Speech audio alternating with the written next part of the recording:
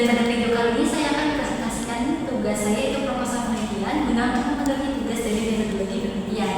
Nah, pada presentasi kali ini saya akan membahas tentang pengaruh dari tingkat kemasakan dan juga konsentrasi air kelapa terhadap viabilitas dan figuroni dari benih sirsak.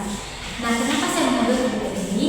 Jadi seperti kita ketahui bersama bahwa benih sirsak itu mempunyai banyak manfaat, baik itu dari daunnya, dari buahnya, ataupun dari bijinya. Nah, namun menurut data BPS 4 tahun terakhir itu terjadi fluktuasi antara produksi dan buah sirsak. Nah, itu menunjukkan bahwasanya tingginya permintaan pasar namun minimnya terhadap produksinya. Nah, makanya ini disebabkan oleh beberapa faktor. Yang pertama itu mulai dari pengelolaan budayanya dan juga dari benih sirsak itu sendiri. Nah, benih sirsak itu sendiri itu mempunyai kulit yang keras dan juga sifatnya impermeable. Dia juga sulit untuk masuknya air sehingga proses percambahan itu terasa lebih lama. Nah, benihnya juga itu mengalami namanya germasi fisik dan juga fisiologis. Nah, selain itu, kemudian itu ada beberapa faktor yang mempengaruhinya. Misalnya itu ada tingkat kematangan buah. Nah, tingkat kematangan buah itu berasal dari bijinya nanti.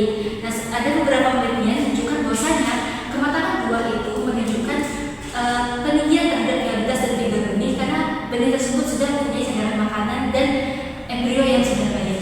Nah, saat itu juga itu ada namanya konsentrasi air kelapa. Air kelapa itu juga diklaim sebagai zat pembentuk tumbuh di mana yang punya auksin, sitokinin, dan juga biolin di mana itu berfungsi terhadap perkecambahan dan pemanjangan sel dan juga pembelahan. Nah, namun untuk itu belum ada yang mengkombinasikan antara pengaruh dari tingkat kematangan buah dan ekstrak air kelapa dan juga air kelapa terhadap benih sirsak. Makanya penelitian ini akan saya lakukan.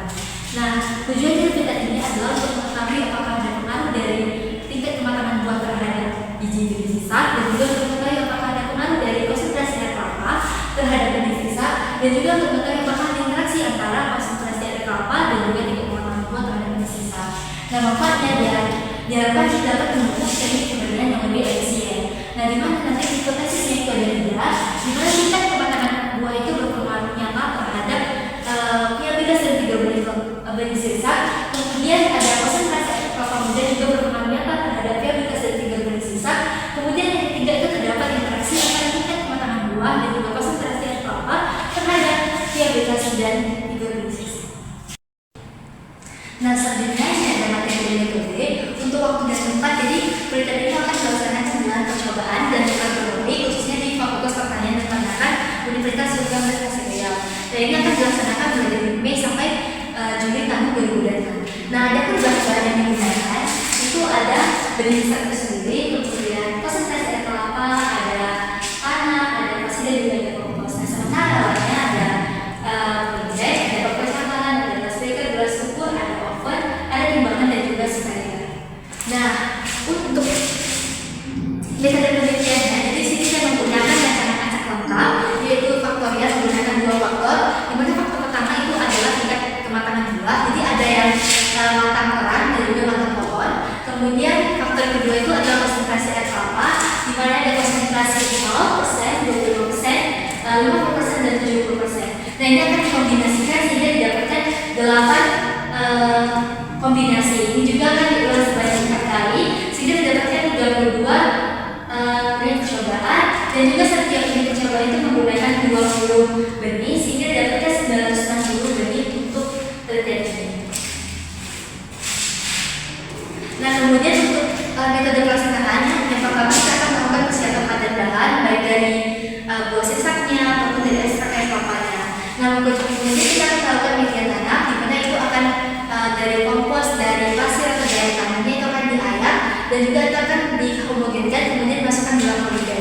Nah, kemudian kita akan persiapkan benih. Jadi benihnya itu diambil dari dua tingkat kematangan buah, yaitu dari matang pohon sama matang terang, dan itu dibersihkan dari bijinya. Nah, kemudian itu akan diaminankan ataupun di oven.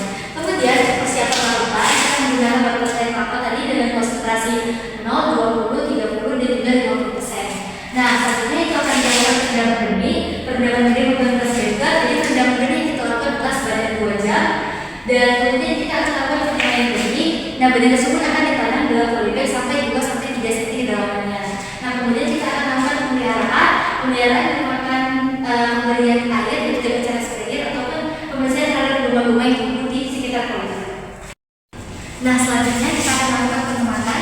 Jadi pengematan di sini kami menggunakan 2 parameter, yaitu ada viabilitas dan